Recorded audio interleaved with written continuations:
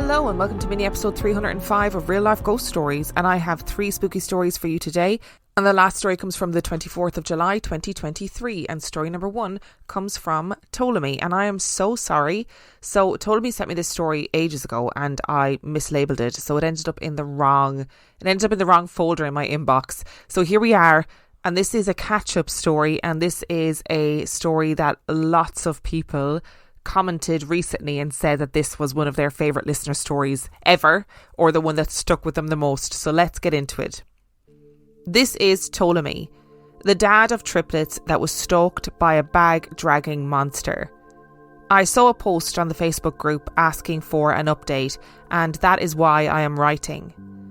I hadn't planned on giving an update because I didn't think anyone would actually be interested. Another reason I didn't plan on writing again is that I haven't seen the monster again. I believe the reason I haven't is because I am now a baptised member of the Catholic Church. I don't want to come across as preachy or holier than thou, because I know organised religion isn't for everyone, and I respect the traditions and opinions of others. I will tell you the story of how I went from a hippy-dippy pagan to an active churchgoer, and you can decide if you read it or not. A few months after the incident at the trolley stop, my wife got orders to California. We were living in Pittsburgh, Pennsylvania at the time, and we owned our house. She had to report for duty on the 1st of May. The house had not sold by that point, so she had to go without the kids and me. We stayed behind to sell the house and pack up. Only the house didn't sell. We really wanted to get moved so the kids could start kindergarten in California at the end of August, and things were stressful. I checked some books out of the library on how to sell your house. Most of the tips were about making sure the house was in good condition, clean and not cluttered. But the last tip in one of the books said to get a statue of St. Joseph and bury it in your yard. I figured if I was going to watch the skylight from the outside, I might as well try the statue thing too. I went to the local Catholic bookstore, and when the clerk asked if I needed help, I said, "I'm trying to sell my house." I didn't even get to finish my sentence before I was handed a box that contained the St. Joseph real estate kit. Who knew that even existed? I followed the instructions and buried the statue in a flower pot on the front porch, and then said the special prayer every night.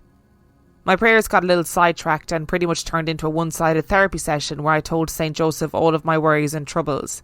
As I said, it was really stressful being the single parent to 4-year-old triplets, worrying about selling the house, maintaining the house in showcase condition if any potential buyers wanted to stop by, deciding if I would register the kids for school in Pittsburgh, stressing about money, and basically losing my mind. I was sweeping out under the porch storage area one morning when I was at the end of my rope, and I looked up at the sky and I said, "If you help me sell the house, I will convert to Catholicism and raise the kids in the church." The next day, we got an offer for the full asking price. This could have been a coincidence and the result of following all the other tips in the library books. But there is more. I had not told my wife about the St. Joseph statue. She had enough to worry about with her new post and everything else. She had volunteered to work at an LGBTQIA+ Pride Festival and had seen all the businesses and organisations that supported the festival. One of those organisations was Most Holy Redeemer Catholic Church. She thought it was odd that a Catholic church was supporting a Pride festival, so she reached out. She found out that it was a real Catholic church and it was located in the Castro neighbourhood of San Francisco. The Castro is the oldest gay neighbourhood in San Francisco, so it would make sense that a church located there would support the local community. Once we had moved to California, we settled in the East Bay city of Dublin. After we had gotten the house sorted and the kids started school, my wife mentioned that she was thinking about checking out the church she saw at the Pride Festival. I said that I thought it was a good idea, and I'd been thinking about taking the kids to church. She went alone and decided that it was a nice place to take the kids. She said the congregation was 80% older gay men, and there weren't any kids there, so she didn't know if there was any Sunday school or kids program, but we decided to make the hour drive into the city and check it out. The next Sunday we went to the 10 o'clock mass and we were greeted like rock stars. This church does name tags right at the door, so we were asked our names, if it was our first time attending, and the kids were spoken to and made to feel welcome and important by everyone. Someone asked us where we were from, and since we just moved to Dublin, we said, Dublin. We parked ourselves in the last row. in case we needed to make a quick escape as we weren't sure how the kids would behave. 5-year-old triplets are not very predictable. The Mass was pretty average until the homily, when the priest mentioned us and then told us about the wonderful time he had spent at Trinity College in Ireland. My wife and I exchanged looks of hideous embarrassment. Oh no. Then during the exchange of peace, the priest came down and all the way to the back to give us peace. I said, "I'm so sorry, Father. We're from Dublin, California." He gave me a great big smile and said, "Well, your face looks like a map of Ireland to me." I'm still not sure what that means, but he seemed happy. After the Mass was over, most everyone went down to the basement to have fellowship. This was coffee and lots of yummy snacks. The kids were chatted up by dozens of grandparent types and the priest came to say hello to us. If you recall, my reason for being there was my promise to St. Joseph for getting our house in Pittsburgh sold. The priest was Father Joseph from Pittsburgh. He asked if our kids were triplets and then told us that he was a triplet. Father Joseph, the triplet from Pittsburgh. This was not a coincidence. We were meant to be in this church. We continued to attend Mass and became active in the church community. I went through the RCIA, the Roman Catholic initiation for adults, to learn more about the faith and prepare for baptism. I also became very good friends with Father Joseph. The night before my baptism, which took place during the Easter Vigil, I had what I thought was a nightmare. I saw a grinning black demon sitting on my chest. I couldn't breathe and I was terrified. I tried to scream, but with no air in my lungs, all I could manage was a pitiful, raspy squeak. I tried to push it off. I rolled left and right to dislodge it, but I was trapped. I tried to reach my wife to wake her up, but she was on the far side of our king-size bed and just out of reach. I felt like I was drowning. I couldn't get a breath. And then I passed out. The next morning, my wife asked why I had let the dog, a black lab German Shepherd mix, out of her crate during the night. I said I hadn't done that and that she slept in her crate all night. "But I saw her sitting on you last night," my wife told me. It wasn't the dog my wife saw, it was the demon. That night I was baptised at the Easter Vigil and since then I've not been visited by any demons or bag-dragging monsters. P.S. I shared the story of you reading my story with the triplets who are now 20 years old and they vaguely remember the tyre blowing and riding the trolley, but not the monster. Told me I can only apologise for not reading out your story sooner. I also apologise if it's not pronounced Ptolemy or it's pronounced Ptolemy, and I'm pretty sure I had this worry the last time around too. I googled it to see how it was pronounced, and I think I'm right. I hope I'm right. Dear God, let me be right. It's funny though, right? Having grown up Catholic, and I don't really prescribe to the Catholic Church anymore. I don't go to Mass or anything like that. There are still some things about being a Catholic that just follow you through your life, you know? So for example, I will always say a prayer to St. Anthony when I lose things. I have a child of Prague in my house, and if you're Catholic, particularly maybe Irish Catholic, I don't know, if we want good weather, you put the child of Prague outside your door and it's supposed to bring good weather. Like I have a child of Prague in my house. My house is full of religious paraphernalia, particularly pictures of the Virgin Mary. And it's funny how these things follow you throughout your life. But I definitely did not know that St. Joseph was like the patron saint of selling houses. I know he's not. St. Joseph is the patron saint of fathers and workers, I think, and carpenters, I believe, if I'm remembering that correctly. I spend quite a lot of time every so often looking up patron saints of different things in Catholicism because I find it really fascinating. There is a patron saint for everything, pretty much everything. And apparently people don't really know where this tradition of burying St. Joseph in your garden started or why it started, but it is definitely a thing. And I've just looked it up and I've seen the St. Joseph packs that you can buy for selling your house. That is so interesting. And look, I feel like it gets to a point, I imagine, in home selling where you're just like, I would do anything to get this done and dusted because as somebody who's currently in the market for a house, it honestly feels it's incredibly stressful, unnecessarily so. And I feel like I could do with a bit of St. Joseph magic to help me along my way. And I also love when you have those strange coincidences in life that make you feel like this has to be more than a coincidence, like the priest being Father Joseph, the triplet from Pittsburgh, where you guys had come from, all of that jazz. who, you guys also have your triplets. You've been relying on St. Joseph at the moment. I'd be feeling like, is this more than a coincidence? And finally, Ptolemy, you said at the beginning of your story that you didn't see the demon again, right? You didn't see the bag dragging demon. But what you did see was a demon that was sitting on your chest. And what your wife also saw was a demon that was sitting on your chest. That did not sound like a nightmare or sleep paralysis, because if it was, why was your wife able to see it? That is horrific. That is absolutely horrendous. And I am so glad that you haven't seen anything since. Customers are rushing to your store. Do you have a point of sale system you can trust, or is it a real POS? You need Shopify for retail. Shopify POS is your command center for your retail store. From accepting payments to managing inventory, Shopify has everything you need to sell in person. With Shopify, you get a powerhouse selling partner that effortlessly unites your in-person and online sales into one source of truth. Track every sale across your business in one place and know exactly what's in stock. Connect with customers in-line and online. Shopify helps you to drive store traffic with plug-and-play tools built for marketing campaigns from TikTok to Instagram and beyond. Get hardware that fits your business. Take payments by smartphone, transform your tablet into a point-of-sale system, or use Shopify's POS Go mobile device for a battle-tested solution. Plus, Shopify's award-winning help is there to support your success every step of the way. Do retail right with Shopify. Sign up for a $1 per month trial period at shopify.com/real-life-ghost-stories, all lowercase.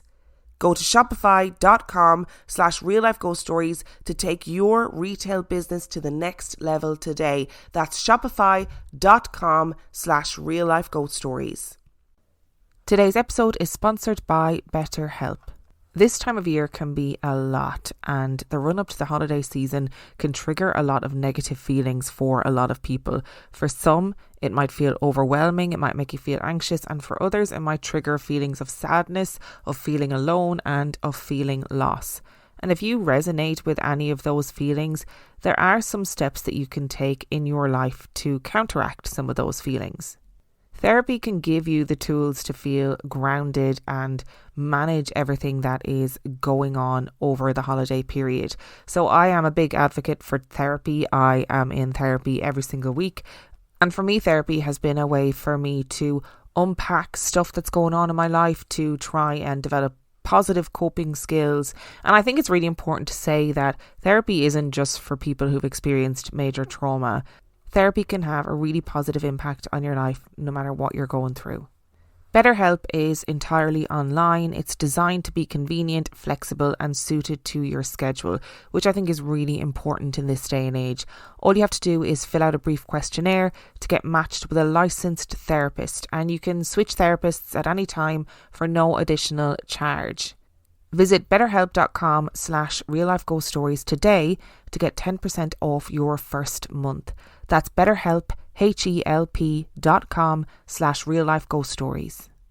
Today's episode is brought to you by Rosetta Stone. If you've been wanting to learn a new language because you just want to pick up a new skill or a hobby, then Rosetta Stone is for you. Rosetta Stone offers 25 languages from Spanish, French, Italian and German to Chinese, Korean and Japanese, and even Dutch, Arabic and Polish. Rosetta Stone has been the expert in language learning for 30 years. They know what really works when it comes to getting you started with a language, helping you remember what you've learned and motivating you to stay on track. Instead of memorizing and drilling vocabulary words, you learn by matching audio from native speakers to visuals, reading stories, participating in dialogues, and other practical language skills to fast track your ability to communicate fluently. Rosetta Stone has a patented speech recognition engine called True Accent built into the program. As you practice speaking, you'll get feedback on how well you are pronouncing words. Rosetta Stone can be used on desktop or as an app, and you can even download lessons for offline use. Don't put off learning that language. There is no better time than right now to get started. For a very limited time, Real Life Ghost Stories listeners can get Rosetta Stone's lifetime membership for 50% off. That's 50% off unlimited access to 25 language courses for the rest of your life. Redeem your 50% off at rosettastone.com/today. That's rosettastone.com/today. And story number 2 comes from Penelope. Almost 2 years ago, my dog died, but about a month before he passed, all day and all night, he would bark at this old painting in my brother's room. He would also always bark at the clock in the hallway. At the shelter, he had made a friend named Poncho. My parents adopted him when he was around 2 years old. Towards the end of his life, he used to seem like he was playing with another dog. All the dogs we have are basically cats. Now away from the wholesomeness. In my house, doors close randomly. I mean, it's not too scary, just kind of annoying. But the next one has happened to me a lot. My dog always sleeps in my parents' room on a beanbag type thing, and sometimes I'm able to get him to sleep in my room. But whenever he's there, I cannot sleep because all he does is click-clack with his long nails all night. So I usually go and try and find him in my room somewhere to pet him so that he will settle down. But this particular time when I got up to pet him, he was not in my room. And keep in mind that there is one exit to my room, and that has been closed since he came in. So since I was up, I went to the bathroom, and I went to lay back down, and the click-clacking started again. And I can't tell if it's inside my room or outside my door. So I did the only reasonable thing and hid under the blanket. And I said, "Go away please, I need to sleep." And this thing has the audacity to get louder. So I start meditating to my nature guide, guardian angel, whatever you want to call it. And instead of talking to them, I fall asleep. Another time I was out in my yard catching fireflies with my brother, but he went inside to go and watch TV. I was sitting out there waiting for my mom because we were going to go for a walk. And out of the corner of my eye, I see a figure about 6 feet tall with black hair hanging from a tree. So I turned to see her, because that's what you do when you need a better look. And I looked right at her and she disappeared. Long story short, I ran inside and went on that walk with my mom. Oh, why do dogs and cats and pets in general have to die? Why do they have to pass away? It makes me so sad. But also, why do they have to be freaky little bastards? I would love to know what that click-clacking sound was if it wasn't your dog. Like, what was making that sound in your bedroom? And it is the only reasonable thing to do, is to just go, "Look, I'm going to hide under the covers. I need to get some sleep. Please leave me alone," etc. I hate making making people's stories about me, she says, as she's about to make this story about her. As you guys know, I suffer from insomnia, and I often put white noise on throughout the night so that to try and keep me in a sleep cycle, right? The other night I woke up, I'd fallen asleep with my white noise on, and for some inexplicable reason, the white noise had gone to jungle sounds, and I woke up, and in that sleep state, I was completely convinced there was at least one bird in my bedroom, if not more creatures in my bedroom.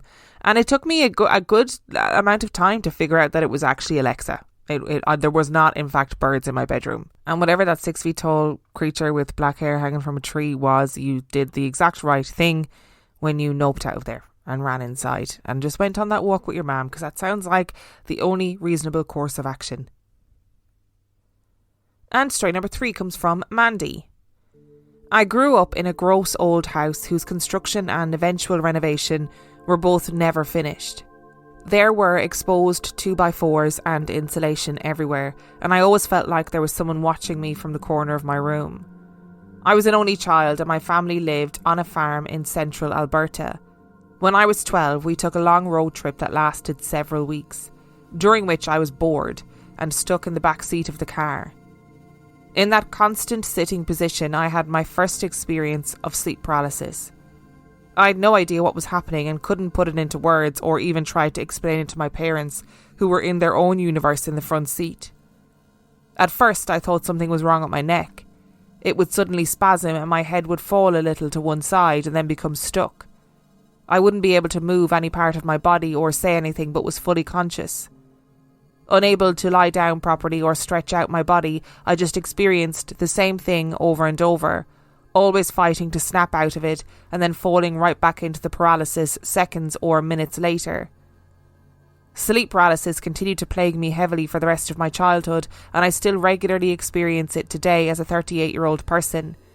When I was 18 years old, I moved to Sydney, Australia, on a special one-year working holiday visa. It was a formative trip for me, but full of random stresses as an isolated, anxious country girl in a city. At one point I felt so overwhelmed by people, buses, trains, and being so far away from everyone I knew that I became almost frantically depressed. I was experiencing sleep paralysis constantly, coupled with nightmares in which I was frozen and unable to run from impending danger. Once heavily asleep in the middle of the day, I found myself once more frozen in a dream with a terrifying black-haired, pale, bluish-skinned woman. She advanced upon me and I fought so hard to turn and run, but my body wouldn't move. I screamed, probably out loud as well as in my dream, and tried to wake myself in the many ways others say they can. Move a finger, pinch yourself, blink, etc., but nothing worked. When I finally wrenched myself into full consciousness, I sat up in bed facing a large mirror. In the mirror, the dream woman clawed frantically at the glass from the other side, trying to escape into the waking world to get me. She disappeared after a few seconds, but I was terrified and sick of dealing with the negativity pouring out of my own brain. I'd been reading a Wiccan handbook by Lai de Angelis called Witchcraft, Theory and Practice, and had recently come across the following passage. Mulengro is the name of an entity that is like an alien barb, one that has become an out-of-control arrow that pierces generation upon generation with its poison. It feeds on its own likeness, and people are its host. De Angelis stated that to remove a negative psychic infection from your brain, you must name it. So I did. I said Mulengro and repeated it multiple times while flipping through the book to find the author's own banishing spell, and then followed it word for word. It genuinely helped to isolate the negativity and name it as a separate entity from myself. I lost the intense fear of my own brain and was able to become more lucid in my dreams, even when experiencing a nightmare or sleep paralysis.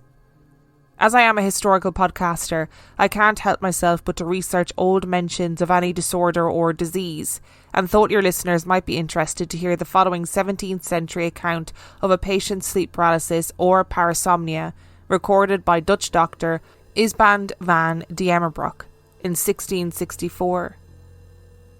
A woman of 50 years of age, in good plight, fleshy, strong and plethoric, sometimes troubled with a headache and catarrhs falling upon her breast in the winter.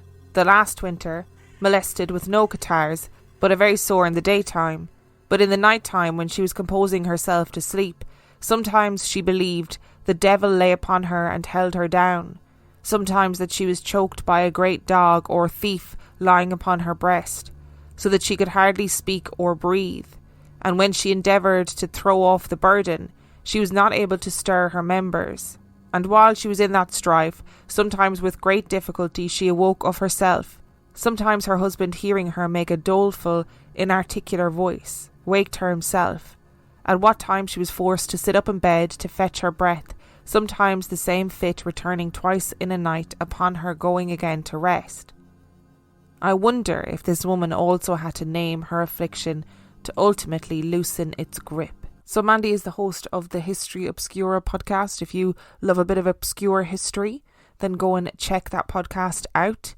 The thought of having sleep paralysis in the back of a car on a long journey is terrifying. I mean, it makes sense. Of course it makes sense, because you're sort of in the back seat of the car. It can be very tiring. Obviously, you've got the rocking motion of the car, which is going to help kind of lull you into almost a hypnotic state, but then to feel like you're frozen in the back of the car and you can't call out to anybody, and it gives me the heebie-jeebies. And it sounds absolutely terrifying to wake up into full consciousness, sit up and see this creature looking at you from the other side of the mirror, trying to claw its way through. And I'm not even afraid of mirrors, but that's that's making me sit up and pay attention a little bit, you know? I really do think that regardless of what you believe in, it's really interesting that, you know, that you were able to name this thing and use a banishing spell, and that the result of this was to be able to kind of isolate the negativity and become more lucid in your dreams, which I can imagine if you're plagued with sleep paralysis, that must be absolutely horrendous. You must be terrified to go to sleep sometimes if you've got sleep paralysis, because I don't know how people cope with it. What also gives me the heebs about this, you know, whole sleep paralysis bit is that you can see from the historical document recorded in 1664 that our sleep paralysis, it hasn't really changed that much. And like I always say, that's the bit of sleep paralysis that really scares me, is the fact that it can often be universal across the world, across cultures. That scares me. Thank you so much for listening to today's episode. Thank you to Ptolemy, Penelope and Mandy from the History Obscura Podcast for sending in your stories. The last story came from the 24th of July 2023. And if you would like to send in your story, you can do so by emailing it to reallifeghoststoriespodcast@gmail.com. You can also check out the website reallifeghoststoriespodcast.com. And if you are desperate for some extra spooky content, you can subscribe to the Patreon. That is patreon.com/reallifeghoststories, where for $5 a month or $2 a month, you get access to heaps of extra content, as well as every single main and mini episode completely ad-free. And on that note, I shall see you next time.